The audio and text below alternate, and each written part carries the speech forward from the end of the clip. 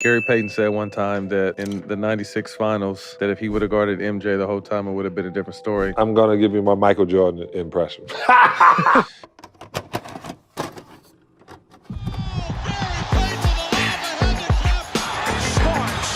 guys, this is Dominique Wilkins. Hey, this is Sean Kemp. This is Gary Payton. Hey, this is Pau Gasol. NBA fans, what's up? This is Vince Carter here. Hey, what's up? This is Matt Barnes. If you're an old school NBA fan like I am, make sure you check out the Basketball Time Machine with my man Sean David. Hey guys, how's it going? Welcome back to the Basketball Time Machine. My name is Sean David. Thanks for tuning in. Let's talk some old school NBA basketball. So of course I found a lot of new clips of NBA legends talking about the greatest player of all time, Michael Air Jordan. And of course, always some classic clips, but I'm pretty sure some of the clips are really new, so hopefully you haven't seen them before. But before we get into that, let me ask you guys for a small favor. Please subscribe to the channel and like the video if you enjoy the content. And I would say, let's get right into it.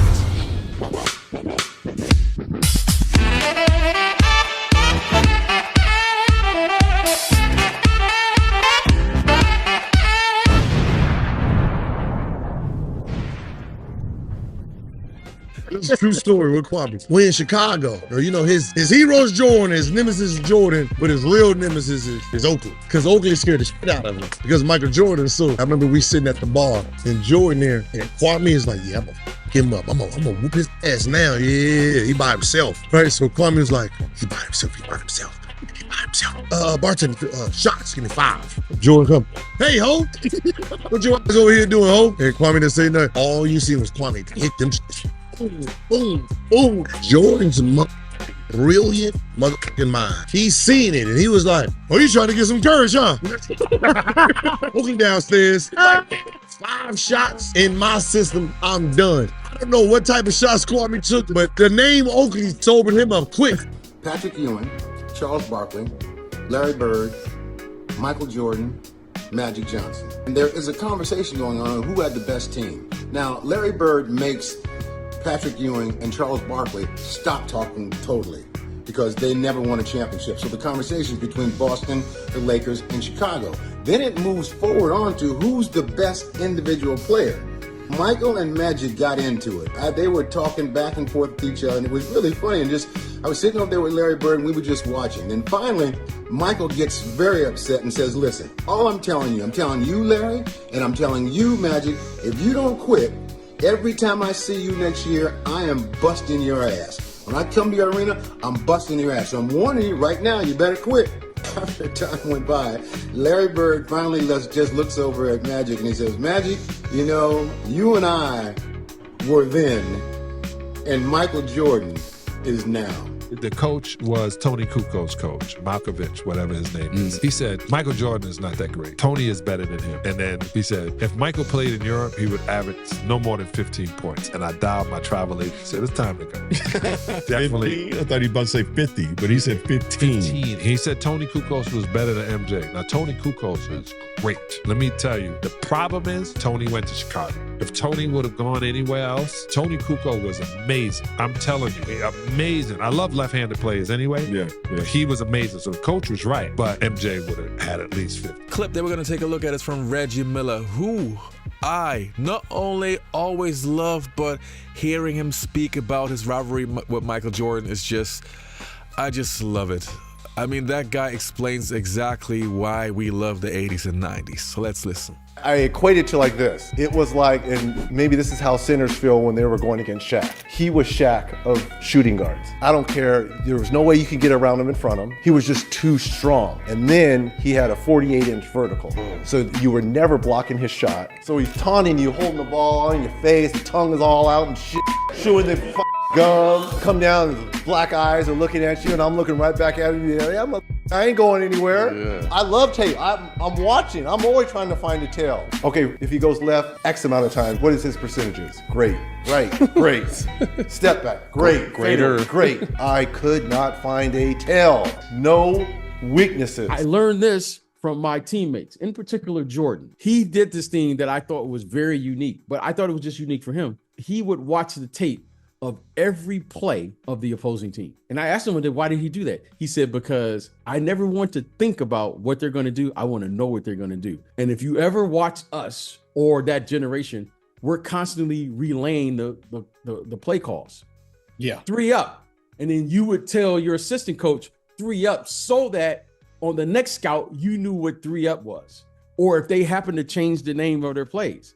And I was like, oh, wow, this guy has an unfair advantage because not only does he recognize the play, he knows the play calls and he's memorizing. I made it my business to change my schedule. And I was watching the tapes of every game because I wanted to see exactly what they're doing. And I tried to not memorize it, but I would recognize the play calls.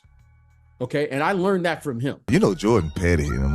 Second round, we play Michael Jordan there. That's when Nick Anderson throw the ball. To this day, until I saw Last Dance, I did not know Nick Anderson said 45 is not 23. Oh, I would have said, man, y'all, you don't shut the Game 2, he comes out, keeps his top on. Wearing number 45, Michael Jordan, kept his top on. Boy, both teams broke out of the huddles, coming to the court. That took out that damn thing. I saw 2-3. I said, oh, Lord, we in trouble. Superman's in the building, back cat, whatever you want to call him, Jesus. He won game 2. Every time he wore that number, they got fined $200,000. But we ended up winning 4-2 on that court. Man, they played us. It was Shaq last time in Orlando. They swept us. But I never forget this, and you can go back and look at the stat sheet. Jordan had 2 free throws at the end of the game. He hit the first one and missed the second one on purpose. And we was like, what the f*** you doing, you know? Somebody said, look at the scoreboard. He left 45 on the scoreboard. Yeah, I remember, back then when I was with the Charlotte Bobcats, me and Mike played. Mike decided to come and play pickup against us. Obviously, we were kind of sleeping on him because he was in his early 50s, but for some reason, he still felt he was the Mike of old. Get the cameras rolling. Jordan off the steal. Anyway, he really didn't go by anybody. He really wasn't dominant, but he was talking all the trash in the world. So, you know me, I'm trash talker of the year in the Big 3. So, obviously, I did trash talk back to him. One thing I said was to MJ that I do remember was, that was the past, this is now, and I will bust your you know what. Hey, I will bust your which is a mistake, because if I didn't know anything about all Michael Jordan's accomplishments, I knew that day, okay? He told me about all the championships, everything he's done, points scored, and he reminded me that I was on his team, okay? So at that point, I felt that trash talking was won by him. You're right, I'm on your team, you do pay my check. We destroyed his team in the scrimmage, but he won the trash talking. I think that's the first time in life I ever lost a trash talking match. I honestly went home that night and was hoping I didn't get a call during that night, said MJ has released me. Because I did say some things in my trash talking to defend myself. All in all, it was not a good career move because I got traded the year after that. So maybe he was still thinking about it when they traded me. I haven't spoken to Mike since I got traded. And I lost my shoe deal, so hey, maybe. I don't know. Maybe that was it. I remember we played the Bulls when I was in Milwaukee. And you know how you're going through layup line and you cross paths. And I remember crossing paths with MJ and we dapped it up. And I told him, I said, man, if we ever get together, we're going to win championships. And we kept going. Yeah. And we came back. Yeah. And I tell people, when you look at the numbers, he's 23, I'm 14. Mm-hmm. My 1 and my 4 encompasses 2 and 3. Mm-hmm. Together they equal 10. So ain't no way we could lose. MJ came to town to play pickup. I remember they said, you guys got to be downstairs at Dean Smith to play pickup at a certain time. Yeah. I'm like, all right, we'll be there. No, you got to be here at a certain time. I'm like, I remember that. What's the big deal? Right. Yeah, what's the big deal? We always there. Right? We always there. We always there at 3 o'clock, you know. Right. And I just remember, like, nobody was in the gym but us. Now, I'm like, so we sitting up stretching and stuff. And I'm like, man, okay, so let's get started. They're like, hold up, wait, not yet. We're going to get started in a little bit. I'm like, what's going on? And coming out of the tunnel, you know, everybody knows the walk. And I'm like, I said, that Michael Jordan, they're coming over there. I said, what's he doing? I said, sure look like he dark enough. Got his Carolina shorts on and, you know, that little walk coming on. I'm like, oh, man, this is our freshman year, Vince. I'm like, bro, we about to play with. I said, oh, crap, okay. All of a sudden, boy, we started stretching. All of a sudden, we straight up on the layup line, and I played with him It's one game. game and I time. played against him one game. Mm-hmm. And Vince, when I say the attention to detail, I say we was out there setting screens.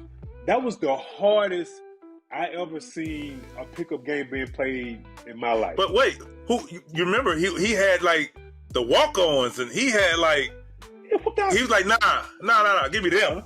Yeah, and I remember, and yeah, I got switched out on him. I said, somebody come help. Cause I mean, he had that. He's looking at them just, and it's just like he started getting into that doing all this crap. I'm like, to have Michael Jordan come in, I didn't say nothing. I was sitting there just, it's Michael Jordan. I was a student in that master class he was giving us out there. Call the screen, young fella. I mean, we playing hard. We diving on I remember. So did you calling play shots is a real thing. One time, like he was calling his shots. Yeah. Don't reach now, because you reach, I'm going in here for this fadeaway. And I like, what? Talking about like you sit there, I like fadeaway, like unbelievable. The man had grown man strength. Like he was just, I'm talking about like trying to guard him back down. Like he just his ability to get to his spots, and he was prepared for everything that you could possibly do during live action. You know what I'm saying? So it was just, like I said, I was a student in that master class that he was given.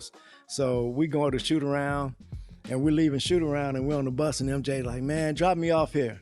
And drop him off at the bar. He say he's gonna have some beers, right? Huh? Say he's gonna have some Listen beers. to the rest of this story. Okay, bro. go have some beers. So he tell us to pick him up on the way back to the game.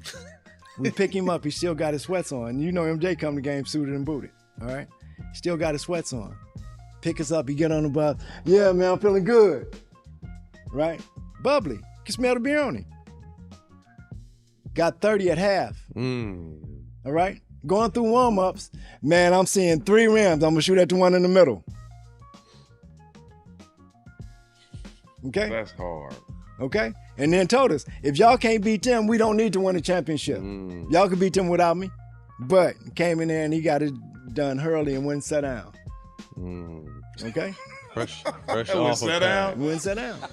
You know, the incredible thing about Michael Jordan when it comes to NBA players talking about him is they all have an opinion. And it's kind of interesting to see that the majority of people who played against him have him as the greatest player of all time. You have every once in a while some guys who are a little bit bitter, like Isaiah Thomas, who always switches his mind. But then you have guys like a Reggie, like a Mitch Richmond, like a Jalen Rose, guys who really were competitive against Jordan, and they all have the same opinion. So love to hear those things. Anyway, you guys, I hope you enjoyed this episode. Don't forget to leave a like, subscribe to the channel, and hopefully I'll see you next time on the Basketball Time Machine.